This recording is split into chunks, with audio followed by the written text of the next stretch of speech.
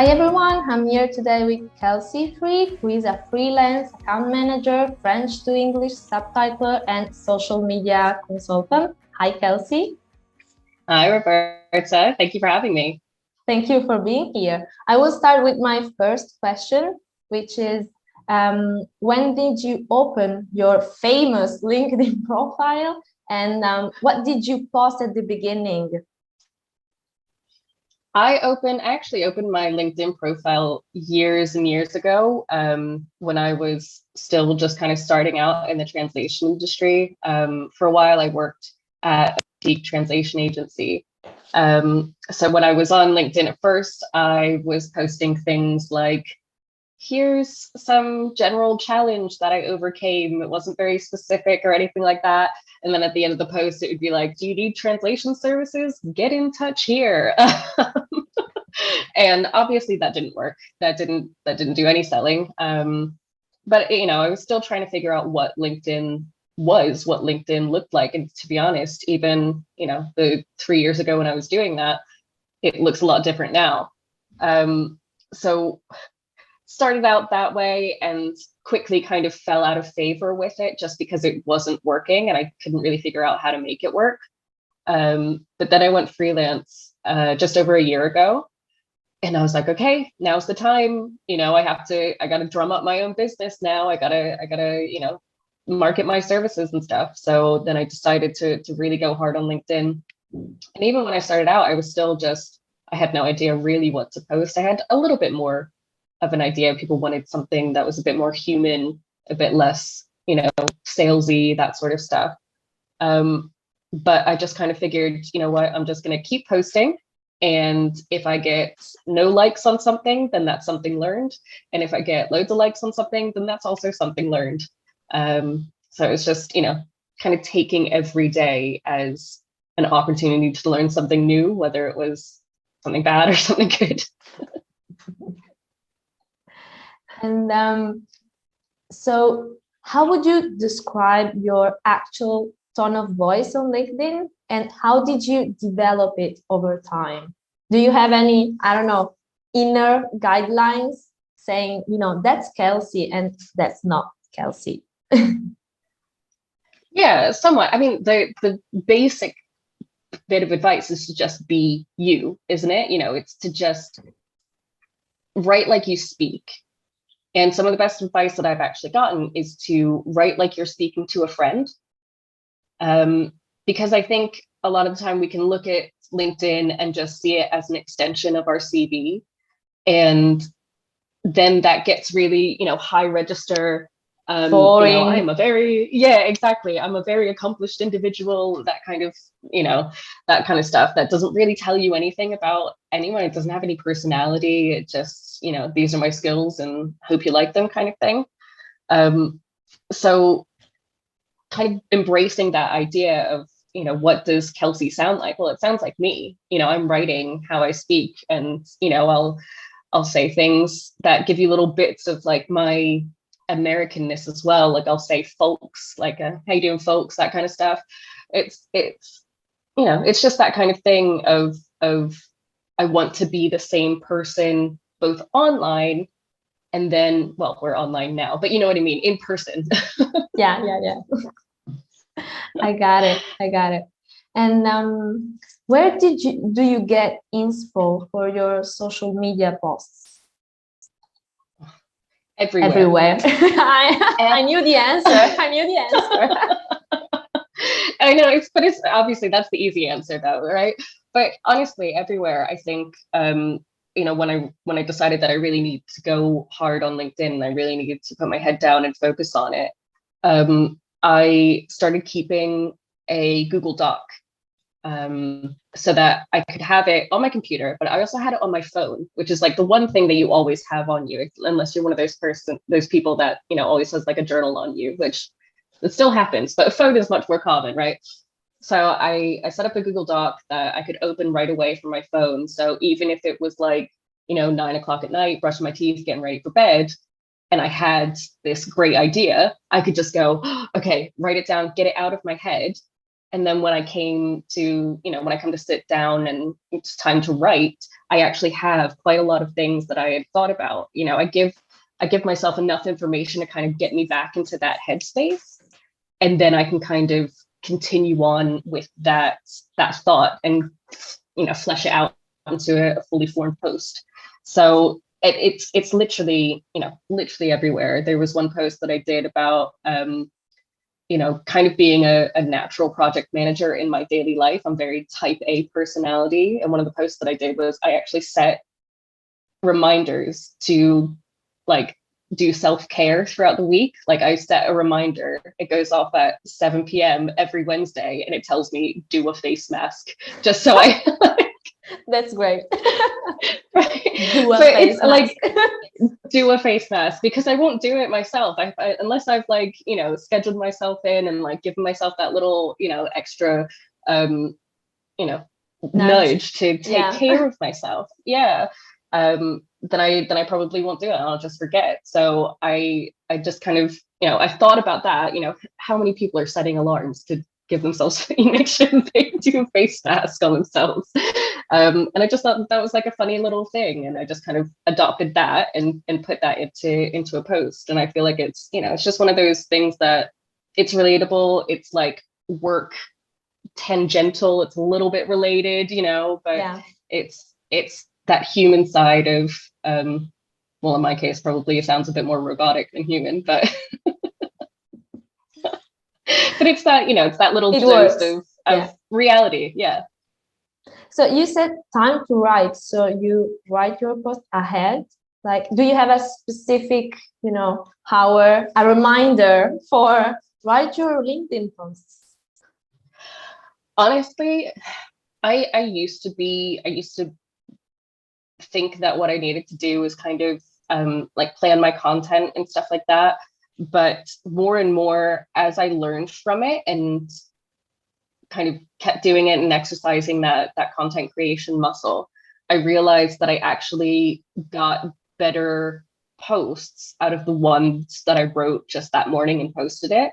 So I'll have all of these ideas and stuff like that. I'll sit at my laptop and I usually, I kind of say I'm going to post by like 9:30 in the morning, latest. So I'll sit at my laptop and look through all of my content ideas and say, okay, which one am I feeling this morning? Which one is coming to me? Or it could be something completely different that wasn't even on my list, but just, inspired me in that moment. So, and then I'll normally, write it, reread it a few times, make a few edits, and then post it.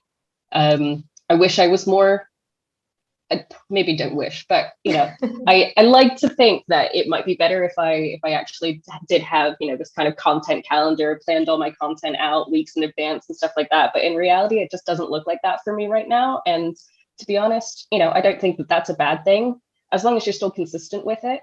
As long as it's not you're sitting at your computer and you're going, oh no, there's nothing in there. Yeah, as long as you're consistent. That's the key, I think. Yeah. Consistency is honestly the main thing. But consistency in a way that it's sustainable. Because you can set the goal of posting every single day for the next month and stuff like that. But if that is going to end up burning you out, then that's not altogether a sustainable or consistent strategy, is it? If you're going to post every day for a month and then go, God, that was terrible, and stop posting for 3 months, never doing this again. Yeah. No more. Exactly. So if it means that actually you only post 2 or 3 times a week or something like that, or even just once a week, you're starting out so that you can kind of start again, building that muscle, flexing that content creation muscle, getting in the habit of it, and it's consistent. It's way better to do that 2 or 3 times a week over a long term than to do loads at once and then not do it for a while. Mm-hmm. Yeah, I agree. And let's move to the video part, which is my favorite part. I actually enjoy them so much. And how did you overcome the fear of being on camera and making funny videos? Because I know that sometimes it can be scary. From my point of view, it can be scary. I'm going to be honest with her. I never actually got over the fear. Um, the reason that I think I just diverted it. So the reason that I started making those kind of TikTok style videos is because I hated doing the kind of like talking head videos, like, hi, my name is Kelsey and I'm a translation industry professional and that kind of stuff. And you're just like talking to your phone and there's no like outside engagement or anything like that. You know what I mean? Whereas doing I knew that I really wanted to do some video content on LinkedIn, but that felt really unnatural to me. And that's like, that made me fearful. But switching it into something that was funny, something that was a bit more relatable, generally just kind of making a fool of myself on the internet, kind of laughing at yourself before everybody else does. Yeah, that's the trick. It gave me that power back, right? It felt like I was in on the joke, right? So if I was posting a really serious video where I'm like, hi, I'm Kelsey, and everyone's like, oh wow, this is bad, then then that would feel worse. So I think, like I said, I haven't completely gotten over that fear. I'm much more, don't get me wrong, I'm much more comfortable being on camera now. But in the beginning, I was just like, you know what, I want to do video content. This feels really unnatural. And again, kind of going back to the sustainable idea of your content strategy, it's got to be something that you like doing and you want to come back to. So if I kept forcing myself to do that, I was like, there's no way that I'm going to keep up with this. But the TikTok videos, they felt fun. I liked doing them. I liked experimenting with them. And I was so scared to post the first one. But I just thought, you know what, again, it's one day of content. It's one day to learn something. And if it doesn't work, then I've learned that it doesn't work. But if it does work, then it could be something way bigger. It could be something that I do more of. And I'm very, very lucky that it was the latter. Yeah, and why video content? Because you write posts and you record videos. And why do you have this kind of preference for video? I wouldn't even say that I have a preference for videos, but I just kind of wanted to do. I wanted to do more. I wanted to experiment. I do. Statistically speaking, text posts are actually the highest performing posts on LinkedIn. Posts without any pictures or videos or anything on it, just text. That's usually what performs the highest on LinkedIn. But I've already been doing some like carousel post kind of content. I've done some images, did polls, which was the huge thing for a while because you got so much engagement off of it. And I was just like, you know what? I kind of want to, I want to be varied. I want to be able to feel comfortable enough to kind of go into any of these forms of content and hold my own and be able to experiment and, organize my information in the best way that's available to me. So it wasn't like, I wanted it to, it wasn't that I wanted it to like increase my engagement or I set out to be like known for doing TikTok videos or anything like that. It was just like, I just want to do more varied types of content and I want to see what it's like and I want to experiment and learn and stuff. So it was really a approach from the kind of avenue of curiosity more than anything.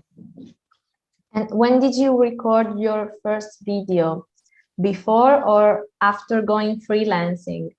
I don't know. Before or after? After, definitely. Yeah. It was after. my first TikTok video was actually, it was me. They're always less funny when you're describing it, but it was me. It's like jokes, Yeah. It was me. I was at my desk and it said, when you said no to your first project or when you said no to the first, job offer that you got as a freelancer. And it was the Akon song that's like, that girl is so dangerous. That girl is a bad girl. No, it's still funny. Still funny. Still works. So that was the first TikTok I actually did. So yeah, that was the one that I was so scared to post. But yeah, it got easier over time to post them. And this is a tricky question, so get ready. how can you be professional and funny/original on social media? And what do you think is professionalism in, 2022? I actually, so Dot Roberts and I just did a talk at the ITI about 2 months ago. And this is something that we actually addressed in our talk. And we were talking about how, to us, professionalism is a spectrum. I think a lot of people conflate professional with conventional. You can look at me where I've got piercings in my face and tattoos and doing TikTok style videos and stuff like that, and very easily look at me and say, what she's doing isn't professional. Yeah. But I'm looking at it and I, if I can try and be objective looking at it, I could see someone who is having fun at their job, taking joy in their work, sharing that with others, being helpful to other people and stuff like that. That to me personally looks very professional. It doesn't matter if that, like Dot has purple hair, that doesn't matter. As long as she does a good job, she delivers high quality work. And again, having fun, taking pride in your work and showing passion for it. I think that is, to me, kind of the most professional that you can be, no matter what form that takes. And obviously that's easier said than done, because I know a lot of people, I was really scared when I first entered the workforce, having a double nose piercing, which I think now in 2022 probably isn't that big of a deal. But when I was starting, even in 2016, coming into the industry, I was like, is anyone going to take me seriously? What does that look, what sort of impression am I giving to people? Because I'd always grown up with the idea of like, oh, if you have piercings or if you have tattoos, no one's going to take you seriously. You're going to look so unprofessional. You're always going to have to cover them or take them out and stuff like that. But I've honestly just only found the opposite. And I get to say that, I think, also from a place that I'm mainly work within the marketing sphere. So there's people that look way wilder than me that have, way bigger followings, and that's great. So I think I've kind of got it on the easy side of things. I think it's probably a bit more difficult for someone who may be, a legal translator or a medical translator or something like that. It might be more of a worry for them. But to be honest, the way that I see it is I'm going to put out there who I am, how much I love the work that I do, and trying to convey that to people, help people, give people advice, that kind of stuff. And if someone looks at me and says, that looks super unprofessional, I'd never want to work with someone like that, then that's great, because I want to work with that kind of person either. It's kind of that self-filtering thing. If people see me and they go, that's exactly the kind of person that I want to work with, and they reach out, then, we're already on that same sort of wavelength. We're already got the same frequency, the same vibes, Yeah, I get that. And on the other hand, let's not work together. In the opposite case, exactly. Never. Exactly. And that's fine. You don't miss clients you never had, right? It's not this, and that client that's not for me is going to be the perfect client for someone else. Yeah. Mm-hmm. So last question, and maybe this is, I don't know, you gave so many pieces of advice, but can you tell me just one last piece of advice, maybe for young translators, very young translators just starting out? I think my biggest takeaway after a year of being freelance, and being very lucky to have been able to achieve what I've been able to achieve in that year, the biggest thing for me was community. I could, do all the personal branding, create all the content that I wanted to create, but if I didn't actually engage with other people, it wouldn't have gone anywhere. if I didn't start building relationships and, having Zoom coffee sessions with translators or other people in the industry, if I didn't go to networking events, if I wasn't, sending messages and voice notes and saying, hey, how's the kids? And, all of those things of really building an online network, I wouldn't have been half as, successful as I have been. Because I think it's really easy to see in a profession that is so largely remote, it's very easy to kind of take a look at everybody else doing, we all have our specializations and everything like that, but we're all doing the same thing. We're all translating. So it's very easy to kind of take a look at that and see everybody else as your competition, as someone who may be stealing business away from you or, taking money off the table or anything like that. But as soon as you change your mindset from a sort of lack to there's enough clients for everyone, there's perfect clients for everyone, and all of these people are not my competition, they're my cheerleaders, then things start to get a lot more positive. And there's always going to be people that are not going to want to, be part of your network, be part of your community and everything like that. And that's fine. But there's so many people out there that are out there to support you and celebrate your success just as much as you want to celebrate theirs. So yeah, absolutely. I think just don't look at everybody as competition. Look at them as peers and colleagues and cheerleaders and, just a network, a support system. As freelancers, we don't have all that much organized stuff. We don't have that, we have the conferences and that sort of thing, but being able to sort of have that community around you day in and day out, you can call on them if you need any advice or anything. That's really, really valuable. So thank you, Kelsey, for your time. And this was such a great interview, and see you again soon, I think. Thank you so much, Roberta. Thank you so much for inviting me. And I had a really great time today.